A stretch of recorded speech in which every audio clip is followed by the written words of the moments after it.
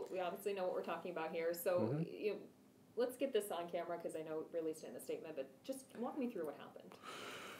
Well, first of all, there's a lot of misinformation out there, and I thought it was important to put a release out and also do the interview about what occurred and try to clarify some things. Again, there's misinformation. I cannot go into all the details of the investigation, either the internal affairs investigation or the criminal investigation, but there are some facts that I shared in the release that I thought it was important to get out there. We were called to an alarm that had occurred, and the owner of the business had discovered what appeared to be a good break at the business.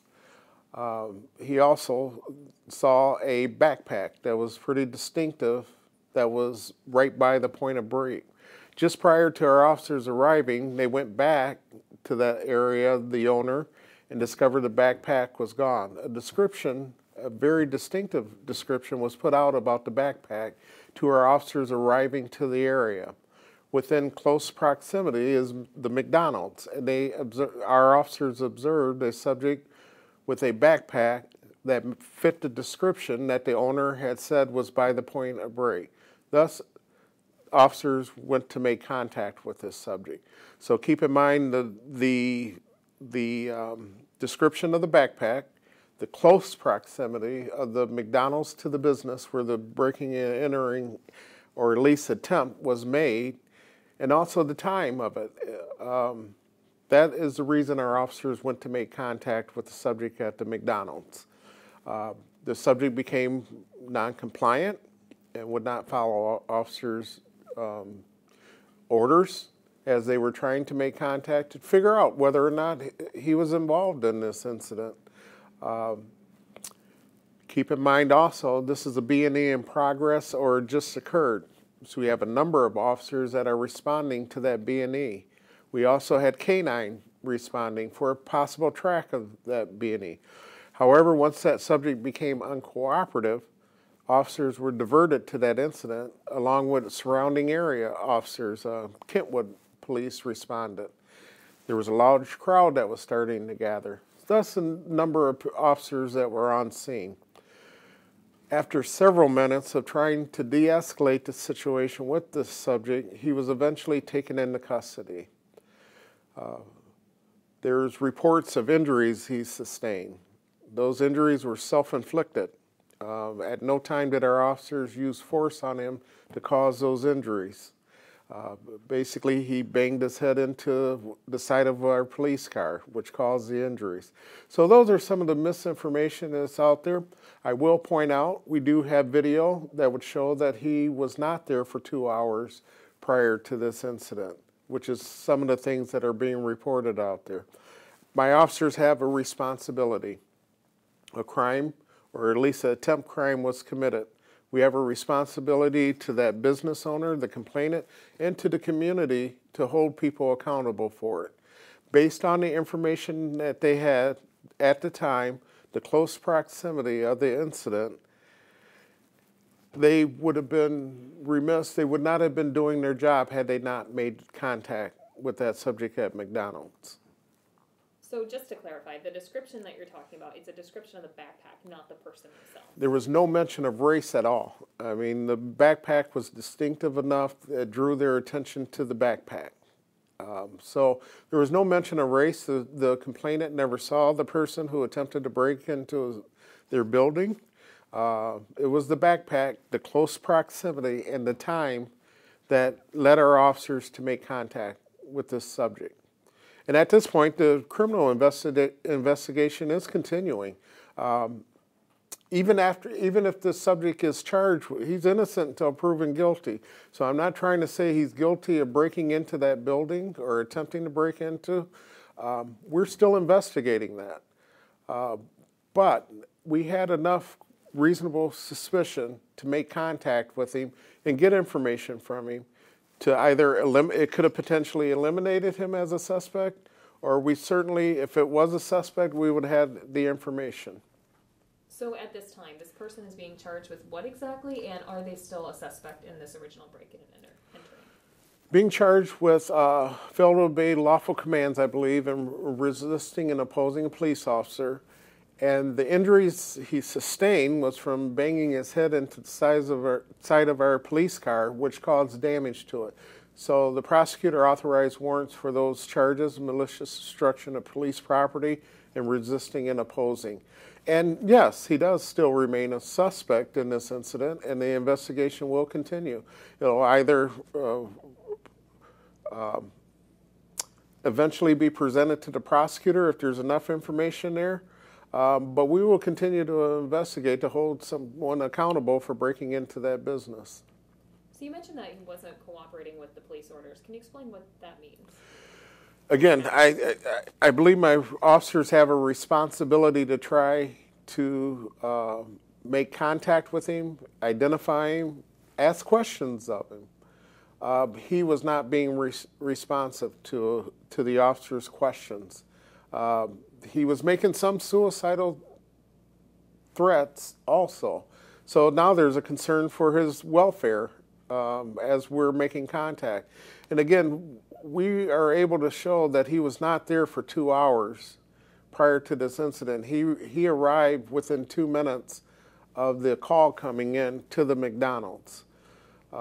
So is he a suspect? Yes.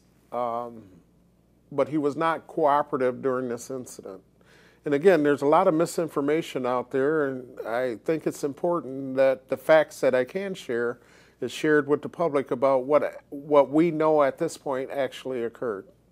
What's the protocol for officers when you mentioned that this person was making some suicidal remarks? What should the officers be doing in that situation? You know, what's the purpose of, you know, are they continuing with interviewing him? Is there some kind of you know, situation handling? What's supposed to happen there? Again, they attempted to talk to him for several minutes, as opposed to just running up and grabbing him.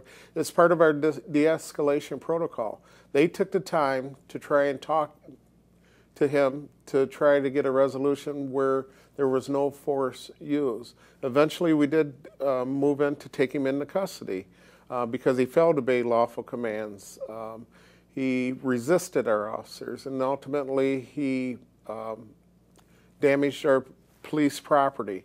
But again, it's important when those suicidal thoughts, we have to be concerned about his welfare, and also the officers have to be concerned. He still had the backpack.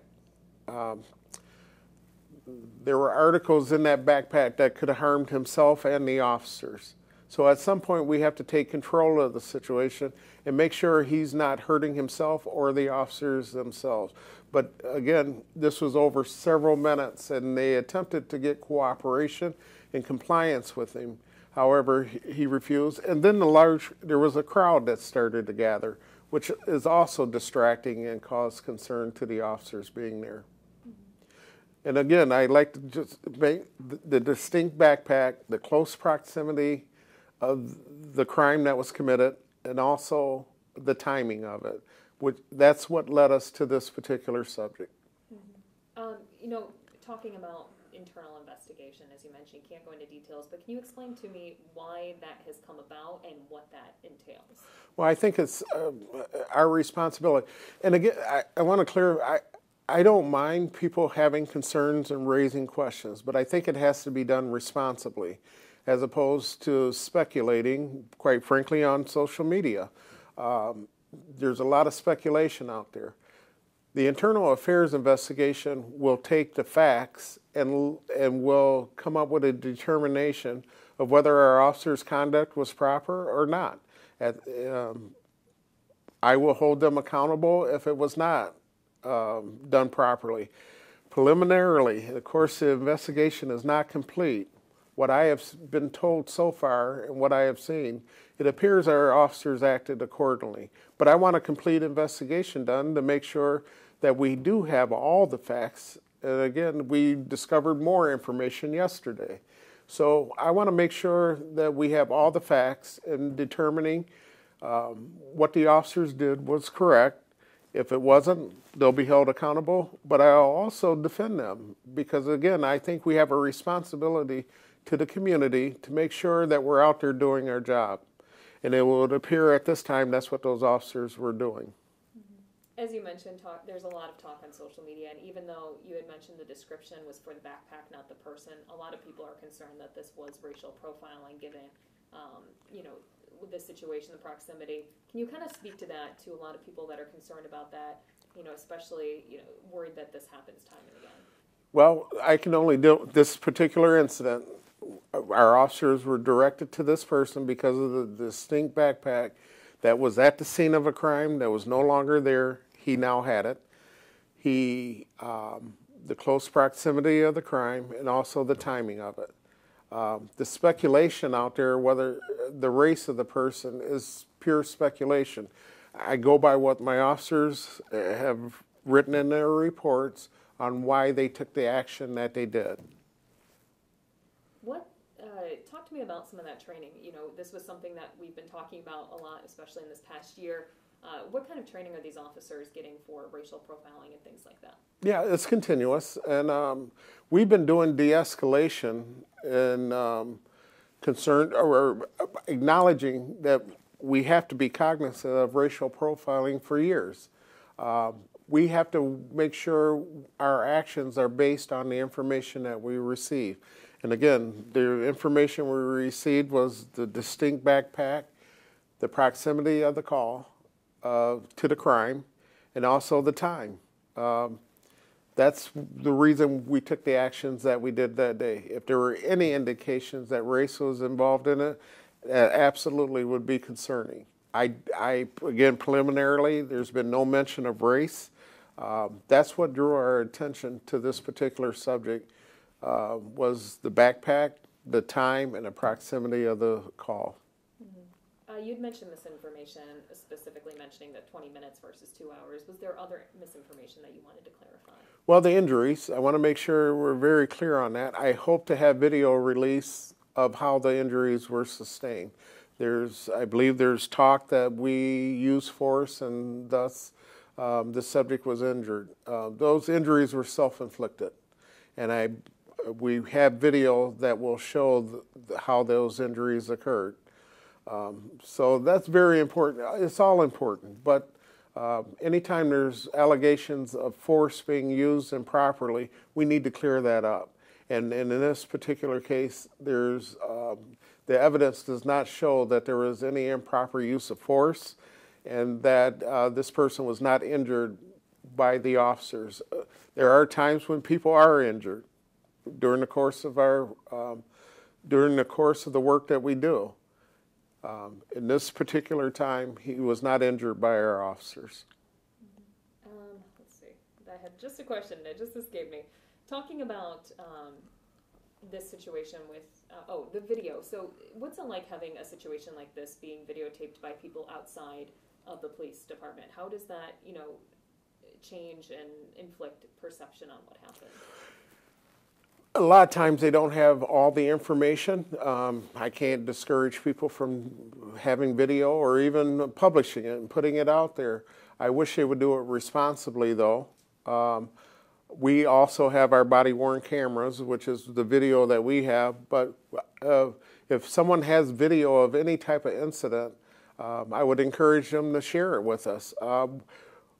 I want to gather all the facts on a particular incident so we can come to a proper conclusion or determine whether or not things were done properly or improperly. So I don't discourage people from using video, but sometimes it's taken out of context of what actually occurred and how it occurred without having further facts. That's something you have to be responsible. And that's why we try to be responsible with any video that we release. We try to make sure it's showing the facts as they occurred with some narrative behind it. So what happened with the individual after this? You said he's being charged with some things. Can you talk to me about, you know, what happened after, where he is now? He was transported to the county. Officers did notify him of the suicidal thoughts. County has protocol in place for that. And now, again, the burglary investigation continues. But at this point, he's been charged by the prosecutor with the charges that I mentioned, and he'll have his due process in court on those charges. Again, we will continue to try and establish who attempted to break into that business, and if those charges lead to him, eventually it will be presented to the prosecutor's office. But at this point, he has court proceedings that he'll have to go through. Anything to say to the people, again, talking on social media about how this person, the narrative is this person was, picking up their check at McDonald's, not taking part in this breaking and entering, and this all happened. What is your response to that? My response is that, again, my officers were trying to determine that also. Unfortunately, it went to a point where they weren't able to do their job. I think they would have been remiss just to ignore something that potentially could have been a suspect. Make sure you're getting your facts correct as opposed to speculation. And again, I tried to provide some facts of this incident, again, not going into all the details of it, but to clear up some of the concerns that some may have about this incident and what actually occurred. We try to have good outcomes on every contact that we have. Unfortunately, at this point, this appears to have raised a lot of concern, which I'm always concerned about, any contact that we have. But make sure we have our facts correct.